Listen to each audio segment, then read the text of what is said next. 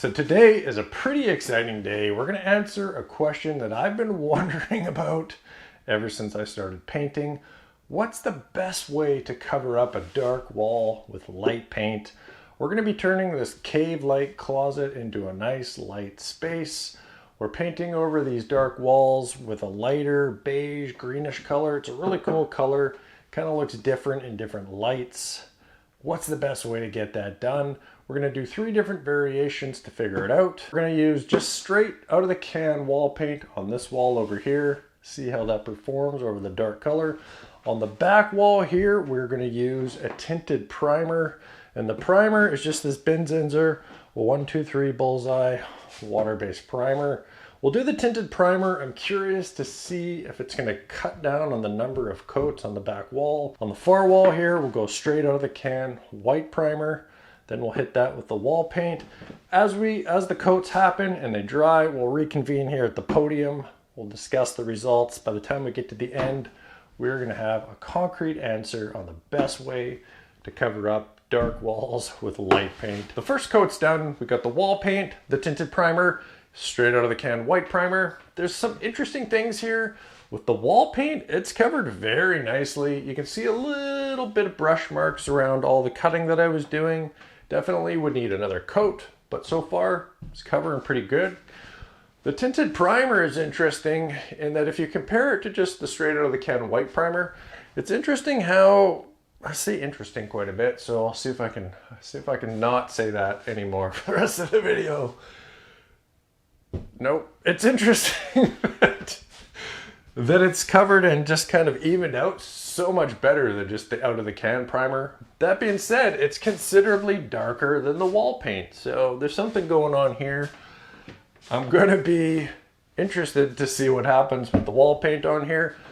Out of the can white primer, it's your typical jailhouse look. You can see every single brush and roller mark.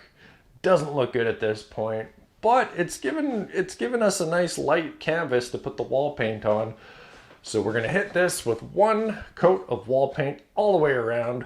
Come back to the podium and we will see if there's a winner. All right, we've got 1 coat of wall paint all the way around. Start off on the white primer section here. It's not good. I'm not going to lie, it's not good at all. You can still see all the brush marks. Would definitely need to put another coat of wall paint on there. This would not be acceptable. Move on to the tinted primer section. It looks pretty good. There's just, like around here, all these is all tied in together nicely. You can't really see the dark paint through. Some of the cut-in section along the top there, and especially along the side wall, didn't turn out great. Probably not the best brush work on my part, but I mean, it's barely passable. If you're not too picky, you'd probably get away with this, but I don't think you'd be happy with it. If we look over here at the 2 coats of wall paint, at this point, it's a clear winner. You can't see any of the brush marks. That's Super 2 Cloverdale paint with the eggshell sheen. It blends together beautifully. This looks great. You can't see any of the darkness through the 2 coats, but it begs the question, what if we were to put 1 more coat on the primed sections? Is it going to be that much nicer? What happens when you build up paint coats is the more you build it up, the more uniform the color looks, and you get more of kind of like a, not to get too crazy here, but more of like a color field rather than just like a wall. All of a sudden, you're just looking into like kind of an endless color.